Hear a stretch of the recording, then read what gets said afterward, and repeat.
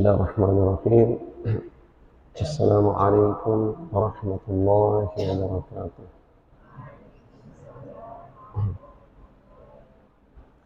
Alhamdulillah alladzi 'allama bil qalam 'allama al-insana ma lam ya'lam. Wassalatu wassalamu ala asyrafil anam sayyidina Muhammadin sallallahu alaihi wasallam wa ala alihi wa sahabatihi wa atba'ihi al-kiram wa ummati jami'an alladhina tamassakuna bi syari'atil Islam ila akhir zaman. Subhanaka la ilma lana illa ma 'allamtana innaka antal alimul hakim. Allahumma 'allimna 'ilma ma yanfa'una wa anfa'na bima 'allamtana wa zidna 'ilman nafi'an wa 'amalan salihan wa rizqan thayyiban. Allahumma inna na'udzubika min 'ilmin la yanfa' wa min qalbin la yakhsha' wa min nafsin la tashba' wa min du'a'in la yusma' wa min ha'ula'il arba'. اللهم اجعلنا من الذين يستمعون القول فيتبعون احسنه. اللهم انا نسالك فهم المؤمنين وحفظ المرسلين والهام الملائكه المقربين. اللهم اغننا بالعلم وزينا بالحلم واكرمنا بالتقوى وجملنا بالعافيه برحمتك يا ارحم الراحمين. وصلى الله على سيدنا مولانا محمد وعلى اله وصحبه وبارك وسلم تسليما كثيرا والحمد لله رب العالمين. أبنائي وبناتي الطلبة والطالبات الأعزة في الله. Sekarang kita melanjutkan pengajian kita yang sebelumnya membahas tentang kemuliaan bulan Zulhijjah. Sekarang ini kita berada di hari-hari akhir bulan Zulqa'dah. Sebentar lagi kita akan mengakhiri atau melepas bulan Zulqa'dah ini dengan menyambut bulan Zulhijjah. Di bulan Zulhijjah ini diletakkan oleh Yang Maha Kuasa yang disampaikan oleh Rasulullah banyak keutamaan-keutamaan yang tidak dijumpai pada bulan-bulan yang lain. Di antaranya di bulan inilah puncak perhelatan akbar ibadah haji itu ditunaikan. Dan di bulan ini pula salat Idul Adha itu ditunaikan, serta di bulan ini pula ibadah kurban itu ditunaikan. 3 amalan mulia ini hanya dijumpai di bulan Zulhijjah, tidak dijumpai pada bulan-bulan yang lain.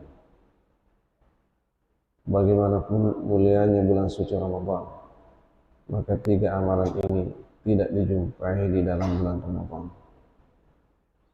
Nah, disinilah keistimewaan bulan Zulhijjah. Ya. Lalu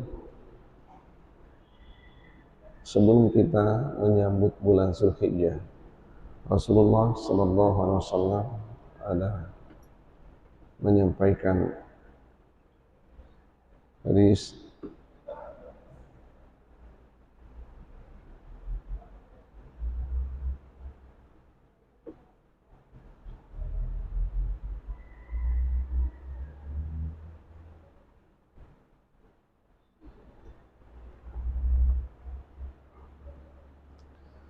an Abdullah bin Abbas radhiyallahu anhu qala Nabi sallallahu alaihi wasallam ma min ayyamin al-'amalu as-salihu fihinna ahabbu ila Allah min hadhihi al-ayyamil 'ashr.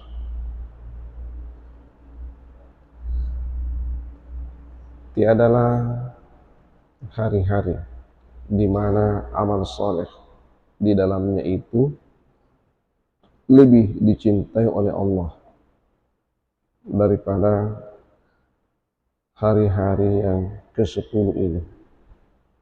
Jadi tiada hari yang lebih dicintai oleh Allah amal solehnya seorang hamba melebihi hari-hari yang 10 ini, kata Rasulullah.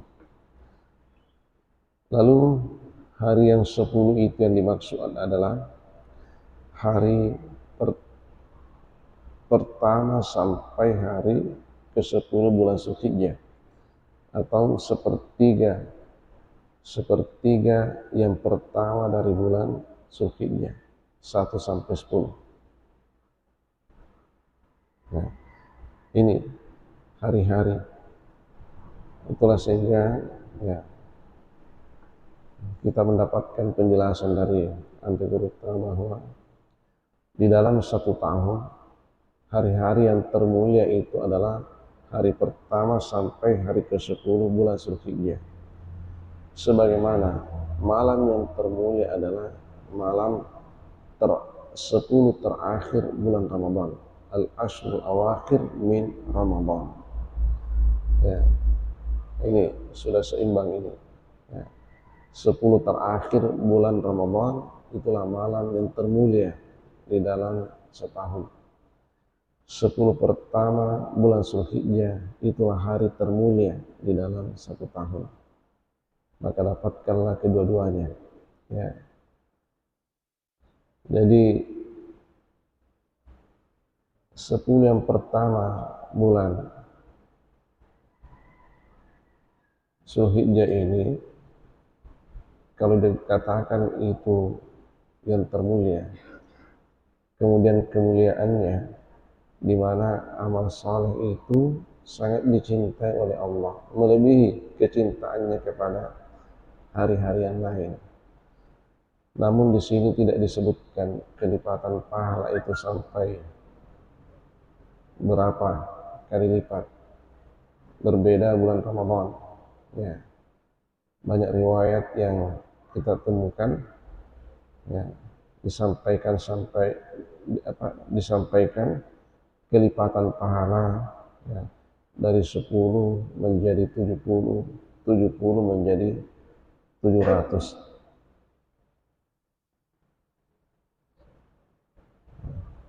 Kalau saja Ramadan dilipat gandakan menjadi 700 kali lipat dan bahkan lebih, maka bagaimana lagi kalau 10 Zulhijjah harinya ya, 10 hari yang pertama bulan Zulhijjah ya. Kalau dikatakan itu yang lebih mulia, hari-hari itu yang lebih mulia, tentu kelipatan pahala melebihi kelipatan pahala pada ya, bulan-bulan yang lain, termasuk bulan Ramadan. Ya. Tapi harus garis bawahi sekat bahwa yang dimaksud di sini hari-harinya saja, malamnya tidak. Kalau Ramadan siang malam. Ya.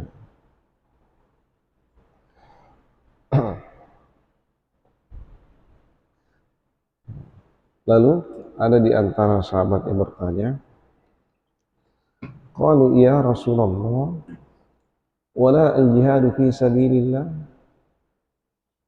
Wahai Rasul, apakah juga termasuk jihad fi sabilillah masih lebih mulia 10 hari yang pertama bulan Zulhijjah? Faqala Rasulullah sallallahu alaihi wasallam, wala al-jihadu fi sabilillah. Ya. Termasuk jihad fi sabilillah. Ya. Masih lebih mulia 10 hari yang pertama bulan Zulhijjah, amal saleh pada hari-hari itu. Illa rajulun kharaja bi nafsihi wa malihi falam yarji' min dhalika bi syai'. Ya, kecuali seseorang yang keluar ya, membela agama Allah dengan jiwa dan hartanya, membawa jiwa dan hartanya, lalu tidak lagi kembali sedikit pun. Artinya mengakhiri hayatnya di medan jihad. Nah, itulah kematian yang paling tinggi derajatnya di sisi Allah. Nah, kalau yang seperti ini ya tidak. Nah, tetap itu yang terbaik. Ya. Bayangannya sahabat memang jihad fisabilillah itulah amal yang termulia, tertinggi, terbanyak pahalanya di sisi Allah. Ya. Tapi andai kata yang bersangkutan masih sempat kembali dengan membawa jiwanya atau mungkin sebagian hartanya yang tidak terpakai di sana, maka amalan seorang hamba 10 hari yang pertama bulan Zulhijjah masih jauh lebih mulia.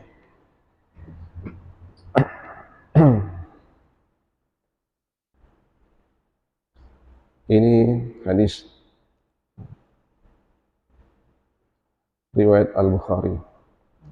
Hadis riwayat Al-Bukhari yang bersumber dari sahabat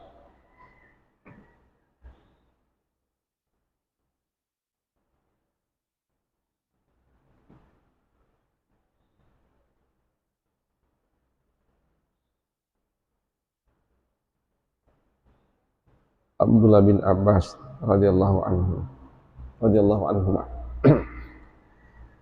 Lalu ya, juga dalam hadis muttafaq alaih, Rasulullah sallallahu alaihi wasallam ada memberi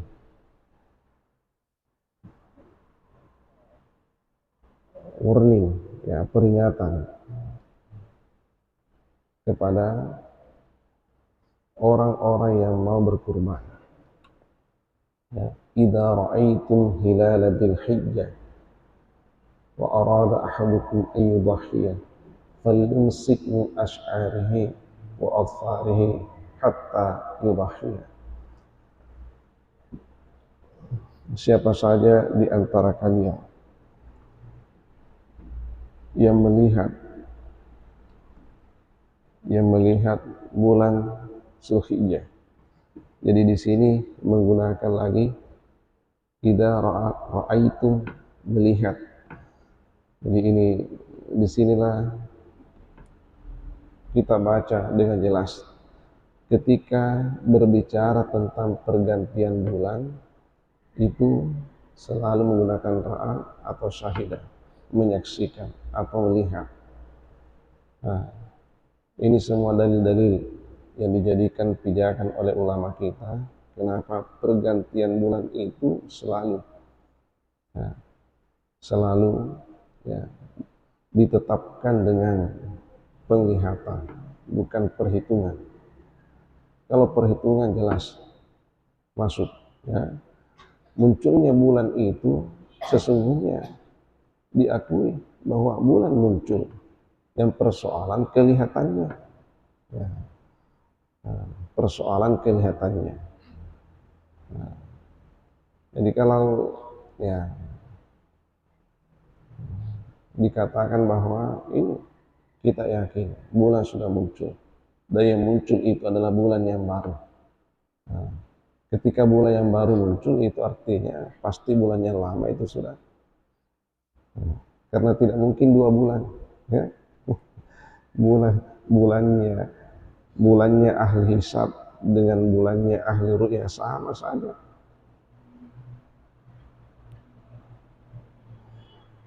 Ya. Jadi munculnya bulan itu ya kadang disepakati, ya, namun diperselisihkan kemudian ya, menetapkan tanggal itu apakah sudah terhitung tanggal 1 atau belum. Ya. Ahli ru'yah selalu mendasarkan perhitungannya pada kelihatannya bulan, bukan munculnya bulan. Bukan munculnya bulan. Sekalipun demikian tidak dipungkiri, ya, kalau kita melaksanakan sholat ini, ya kita dominan menggunakan hisab, perhitungan. Ini jadwal waktu sholat itu, ya tidak lagi keluar melihat matahari, Ya. Bagaimana kalau mataharinya tidak muncul mulai dari pagi sampai maghrib, berarti tidak sholat duhur, tidak sholat asar. Ya. Nah, itu tidak dijumpai dalil yang tegas menggiring kita untuk melihat ya, bagaimana posisi matahari untuk menentukan waktu sholat. Makanya di situ ulama sepakat menggunakan perhitungan. Disitulah lapangannya hisab. Kalau bulan tidak menggunakan ru'yah atau mesti kelihatan bulannya. Karena ada catatannya fa in gumma alaikum fa akmilul iddata salasin.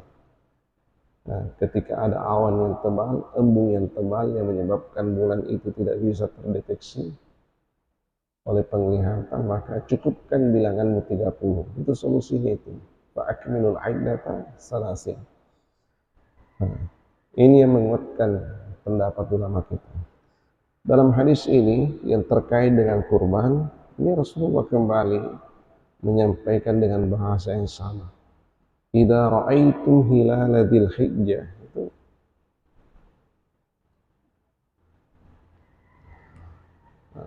ketika ya, kalian menyaksikan bulan Zulhijjah, hilal itu bulan sabit ya.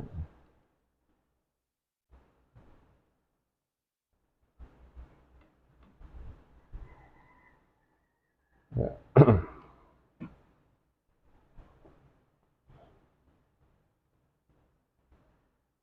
Wa arada ahadukum ayyudhhiya ya.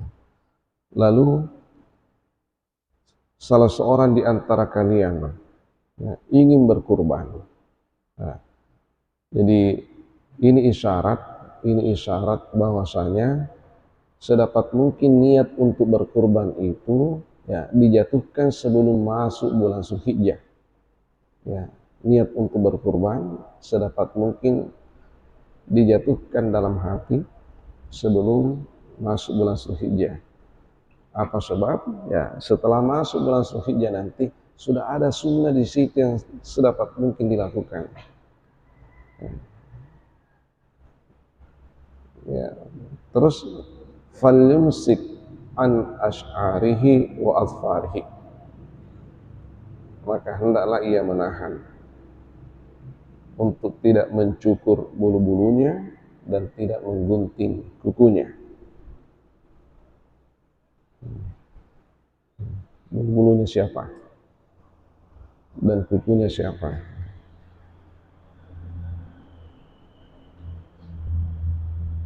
Ya. Itu hadis sahih riwayat Muslim. Ya. Jadi bulu-bulunya atau kukunya orang yang mau berkurban. Ya. Bukan hewan kurban. Ya, karena mencukur bulu-bulu kurban itu, hewan itu bukan sesuatu yang masyhur. Ya. Hampir tidak pernah kita dengar ada kuku sapi yang digunting, ada bulu-bulu sapi yang dicukur. Nah, jadi tentu yang dimaksud di sini adalah orang yang punya niat untuk berkurban. Hendaklah menahan dirinya untuk tidak mencukur bulu-bulunya dan tidak menggunting kukunya. Nah, kalau saja bulu-bulu Rasulullah ya, meminta untuk tidak dicukur, bagaimana rambut? Ya. Jadi sementara berangkat, sebelum kita berangkat sholat Idul Adha, nah itu diminta untuk kita 5 ini, ya, khusus syarib, ya, itu khamsu minal fitrah, ada 5 fitrah, sesuatu yang sifatnya tadi di dalam tubuh kita yang harus ya, diperhatikan, jangan dibiarkan. Nah, yang pertama itu khusus syarib. Nah, kumis ini dipangkas jangan terlalu panjang, ya. Tumbuh boleh, tapi yang dilarang adalah menutupi bibir. Yang kedua, wanatful ibtih, bulu-bulu ketiak itu harus dicabut. Ini sunnahnya dicabut, ya. Biasanya kita mencukur. Lalu bedanya mencabut dan mencukur. Kalau mencabut, ya bulunya hilang, baunya hilang. Kalau dicukur, bulunya hilang, baunya tinggal. Nah, makanya Rasulullah mengatakan wanatful ibti, mencabut bulu-bulu ketiak. Wa taqlimul azafir, menggunting kuku. Kuku-kuku itu digunting, kuku kaki, kuku jari-jari. Jari-jari kaki, jari-jari tangan digunting kukunya. Al-istihdad ay halqul ana. Ya. Ini mencukur habis bulu-bulu kemaluan. Ini halqul ana, ya. Bulu-bulu kemaluan itu dicukur habis. Wal khitan dan khitan bagi mereka yang belum dikhitan. Ya. Ini anjuran sebelum berangkat sholat Idul Adha, Idul Fitri, sholat Jumat, dan termasuk bagi orang yang mau menjatuhkan niat ihram sebelum mandi ihram. Dan bahkan ya, di dalam kitab At-Tarbiyatul Jinsiyah di Sunnatin Nabawiyah, di situ ada dicantumkan juga hadis ini. Lalu maghrur kita di situ mengaitkan antara orang yang mau melakukan akad nikah, termasuk 5 hal ini juga harus diperhatikan sebelum suami menyentuh istrinya dan sebelum istri disentuh oleh suaminya. Nah, jadi menjelang berangkat sholat Idul Adha, lalu ada larangan-larangan Rasulullah bagi orang yang ada niat di dalam hatinya untuk berkurban. Kapan ini dilakukan? Ya, sedapat mungkin itu dilakukan pada paling lambat pada hari terakhir bulan Zulqa'dah, hari terakhir. Karena begitu masuk bulan Zulhijjah, Rasul mengatakan falyumsik an ash'arihi wa adfarihi. Ya, itu. Jadi ini tadi pesan inti pada hadis yang kedua ini, ya, bagi orang yang ada niat di dalam hatinya, maka perhatikan ini sunnah, dan sedapat mungkin orang yang mau berkurban menjatuhkan niatnya sebelum masuk bulan Zulhijjah. Itu. Lalu ya, tadi hadis pertama menyebutkan keutamaan amal saleh 10 hari yang pertama bulan Zulhijjah. Amal salehnya itu tidak ditentukan, makanya yufidul am, dipahami semua amal saleh. Ya, sedekah, salat, zakat, baca Quran, termasuk puasa. Ya. Hadis ini pula dijadikan dalil bagi sebagian kaum muslimin untuk memperbanyak puasa 10 hari yang pertama bulan Zulhijjah. Dan bahkan ada di antaranya yang memang 10 hari puasanya itu, dari hari pertama sampai hari ke-10, sampai hari lebaran puasa itu. Ya, sekalipun puasanya nanti hari lebaran hanya berakhir setelah kembali dari sholat Id. Ya, karena puasa juga bagian dari amal saleh. Kalau tidak bisa 10 hari, ya pilih Senin Kamis paling tidak. Hari Senin atau Kamis atau kedua-duanya. Nah, dan andai kata itu pun repot, maka sedapat mungkin ini, ya saat ini jangan sampai lewat. Ya, tanggal 9 Zulhijjah atau Yaumu Arafah. Yaumu Arafah. Ya. Siyamu yaumi Arafah yukaffiru sanataini madiyatan wa mustaqbilatan. Puasa pada hari Arafah, kata Rasulullah, itu akan menghapus dosa selama 2 tahun, 1 tahun yang lalu dan 1 tahun yang akan datang. 1 tahun yang lalu dan 1 tahun yang akan datang. Menurut penjelasan sebagian ulama bahwa dosa 2 tahun ini, setelah ada pertanyaan apakah yang masuk minas shaghairi aw minal kabair, ada di antaranya mengatakan minas shaghair la minal kabair, hanya dosa-dosa kecil, bukan dosa-dosa besar. Ada juga yang memahami kilahuma, kedua-duanya, dosa kecil dan dosa besar. Terus bagaimana maksudnya? Ya, maksudnya itu as-shaghair, 1 tahun yang lalu dosa-dosa kecil kita dihapus oleh Allah berkat puasa hari itu. Dahsyatnya puasa hari itu. 1 tahun yang lalu dosa-dosa kecilnya seorang hamba itu dihapus. Lalu apa arti 1 tahun yang akan datang? 1 tahun yang akan datang, katanya dosa-dosa besar yang bersangkutan diberi kekuatan oleh Allah untuk menghindari dosa-dosa besar selama 1 tahun ke depan.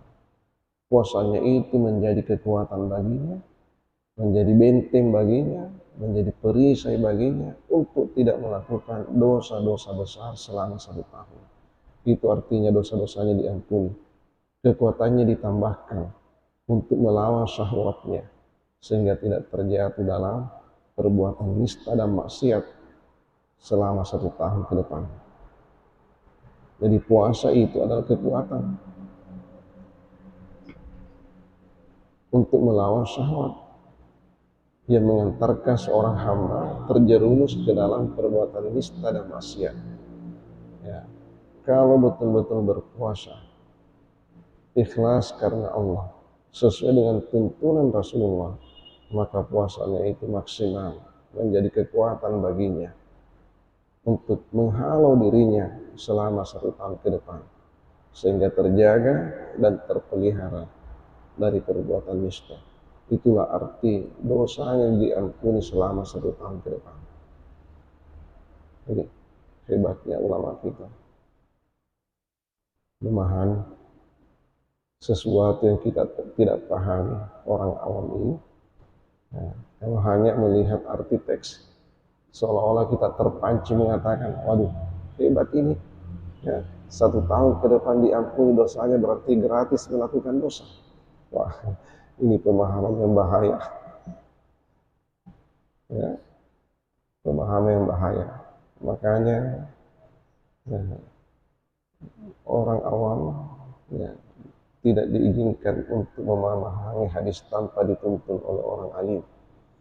Ya, maka kita harus mendengar seperti apa penjelasan ulama kita di dalam memaknai hadis dan seperti apa penjelasan hadis di dalam memaknai Al-Quran. Jadi Al-Quran itu dipahami berdasarkan hadis. Hadis itu dipahami berdasarkan ya, penjelasan ulama. Nah, penjelasan ulama itulah menjadi konsumsinya orang awam. Tidak boleh orang awam ini langsung memahami hadis, apalagi Al-Quran. Tidak boleh. Nah, karena kalau mereka langsung pahami secara teks, begitu tadi pemahaman itu belok kiri. Ya, pemahaman belok kiri. Nah, sehingga ya, melenceng dari yang jalan lurus, jatuh di got. Ya Allah. Jadi itu puasa pada hari Arafah bagi kita yang tidak wukuf. Bagi mereka yang wukuf justru dianjurkan untuk tidak puasa. Ya, orang yang tidak wukuf dianjurkan untuk tidak puasa seperti orang yang wukuf itu. Selain orang yang wukuf dianjurkan untuk tidak puasa seperti orang yang tidak wukuf dianjurkan untuk berpuasa. Sebaliknya. Jadi kita yang tidak wukuf, anjurannya puasa. Itulah bagian kita. Kalau tidak puasa, ya tidak ada bagiannya. Karena sudah tidak wukuf, tidak puasa lagi. Nah, jadi ambillah bagian kita berpuasa. Itulah bagian kita yang tidak wukuf. Ya. Bagi mereka yang wukuf dianjurkan untuk tidak berpuasa karena Rasulullah ketika wukuf beliau tidak puasa.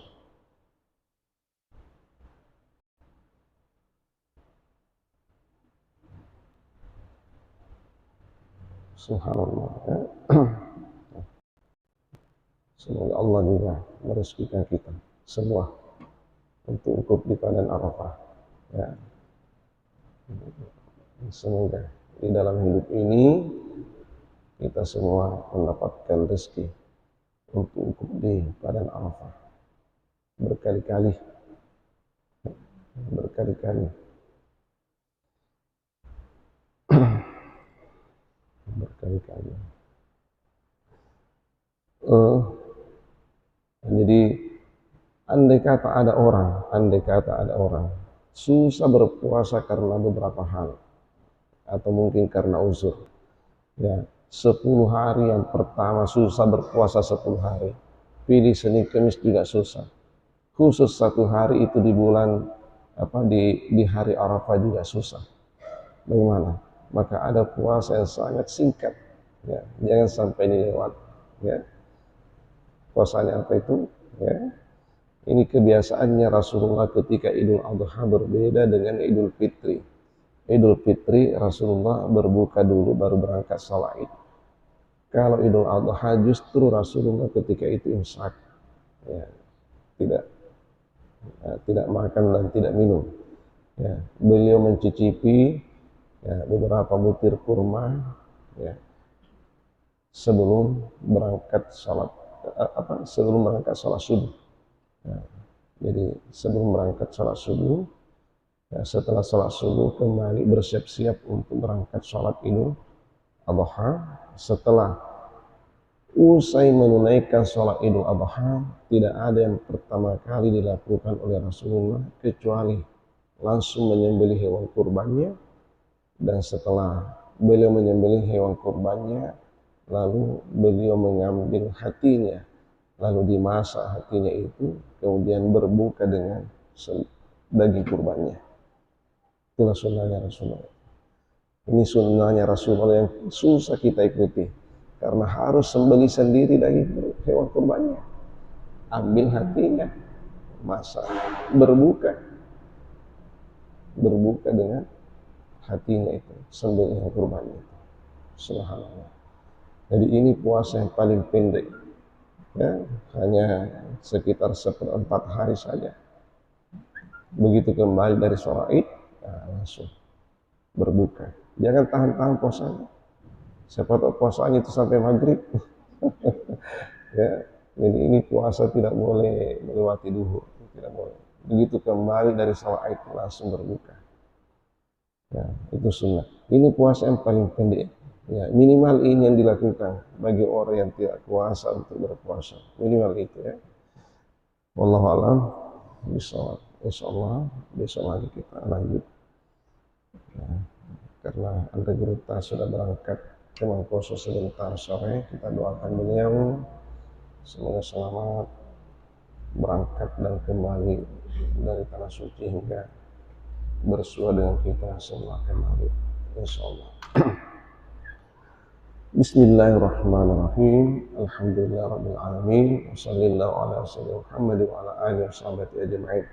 Rabbana zidna ilman nafi'a warzuqna fahman sabita. Allahumma rzuqna fahman nabiyyin wa hifdzal mursalin wa ilhamal malaikatil muqarrabin. Allahumma allimna ilma ma yanfa'una wa anfa'na bima 'allamtana wa zidna ilman nafi'an mubarakan wa amalan salihan mutaqabbalan wa rizqan wasi'an halalan thayyiban. Subhanakallah bihamdik nashhadu an la ilaha illa anta nastaghfiruka wa natubu ilaik. Subhana rabbika rabbil izzati amma yasifun wa salamun alal mursalin walhamdulillahi rabbil alamin. Wa ma taufiqi illa billah. Wabillahi taufiq wad da'wati wal irsyad. Assalamualaikum warahmatullahi wabarakatuh.